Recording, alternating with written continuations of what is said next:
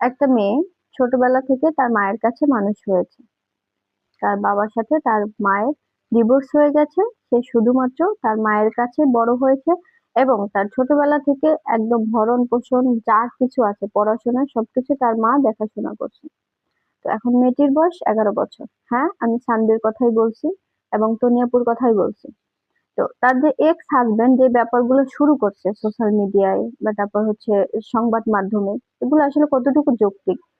কোর্টের ব্যাপার ঠিক আছে, এখানে সানভি তো একদম ছোট বাচ্চা না, মোটামুটি বড়, টিনেজ বলা চলে ওকে।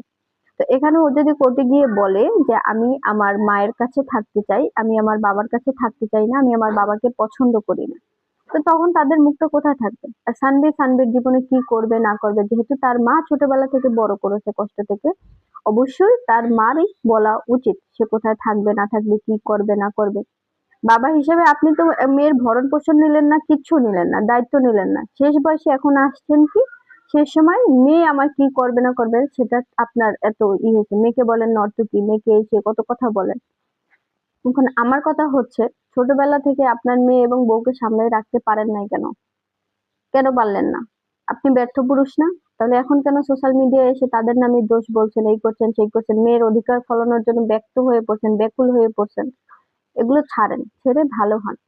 মেয়ে যদি কোর্টে গিয়ে বলে যে আমি আমার বাবার কাছে যাব না, আমি আমার মাকেই চাই, তখন কি করতে পারবেন? কি থাকবে? এত মাতামাতি কই যাবে তখন আপনাদের?